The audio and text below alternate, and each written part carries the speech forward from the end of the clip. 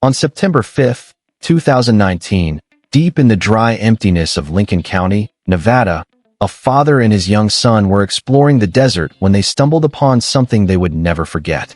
A body, tied to a metal post, wrapped in decaying cloth, and left beneath the scorching sun. It was a scene straight out of a nightmare. But the most disturbing part? No one had reported this woman missing. For weeks, police searched for clues. No ID, no missing persons report, no trace of who she was. It was as if she had simply been erased.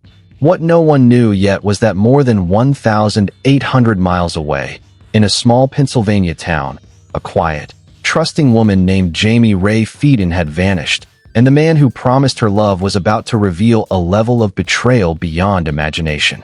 Jaime Rae Feden was born on April 13, 1986, in the suburbs of Pittsburgh, Pennsylvania. From the moment she entered the world, life tested her resilience. She was born with a rare genetic condition known as VATER syndrome, a disorder that affects the spine, limbs, and internal organs. Jaime was small in stature, barely over 4 feet tall, and had to undergo frequent medical checkups throughout her life. Her condition made everyday tasks harder, but it never broke her spirit. When she was just 11 years old, tragedy struck.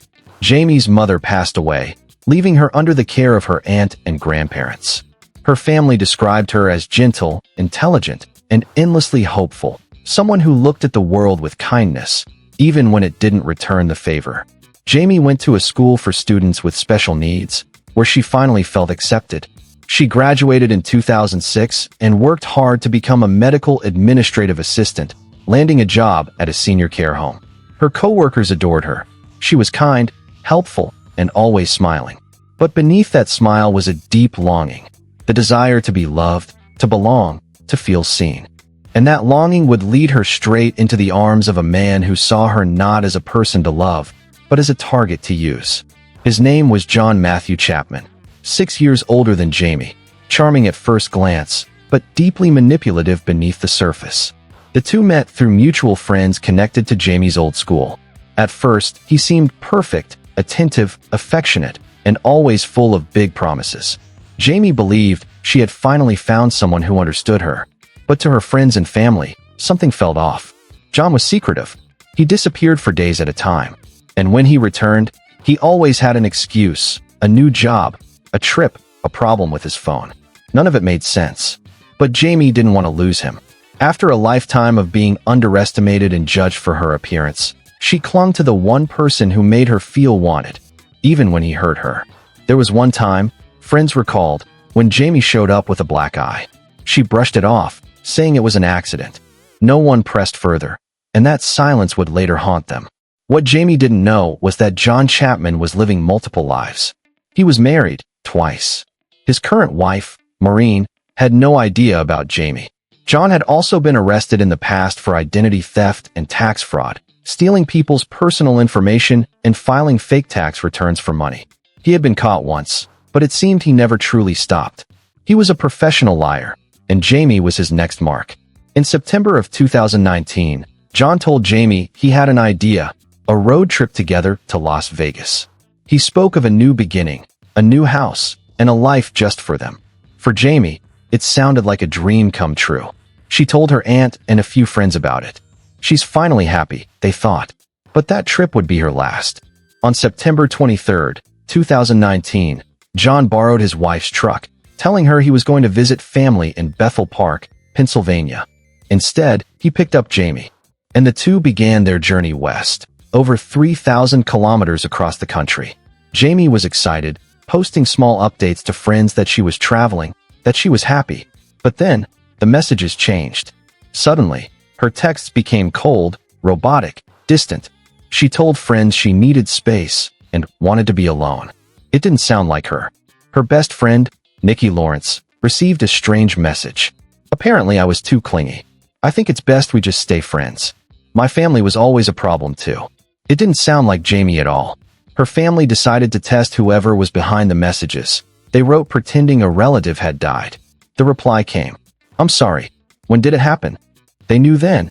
It wasn't her. On September 25th, John and Jaime reached Lincoln County, Nevada, near Las Vegas.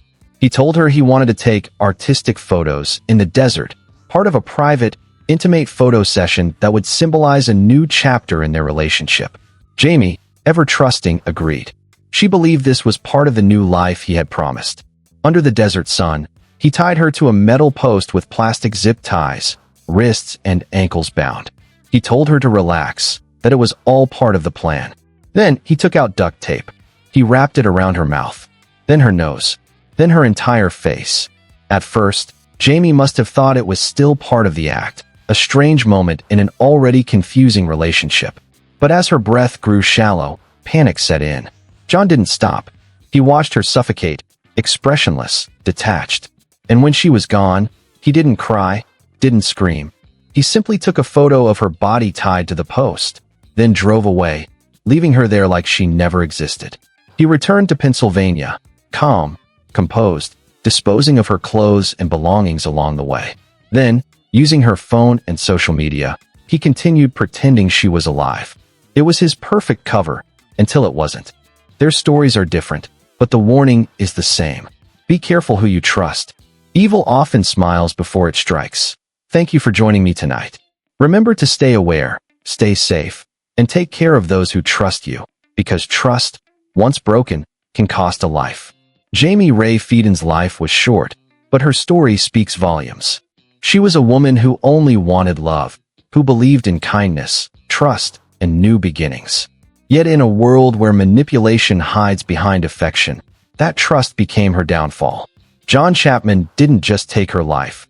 He exploited her innocence, her belief that everyone had good inside them. He left her in the desert like she was nothing, but she became something far greater than he ever imagined. She became a reminder that vulnerability is not weakness, that no one deserves to be hurt for believing in love, and that evil often comes wearing the calmest smile. Today, Jaime's memory lives on through her family and through everyone who refuses to let her story be forgotten. So if you ever see someone trusting too easily, or someone trapped in the wrong kind of love, speak up. Listen. Help. Because sometimes, one voice of concern can save a life. Jaime's voice was silenced, but her story will keep speaking, for every soul who trusted too much and paid the price for it. This has been the Criminal Hour. Until next time, good night.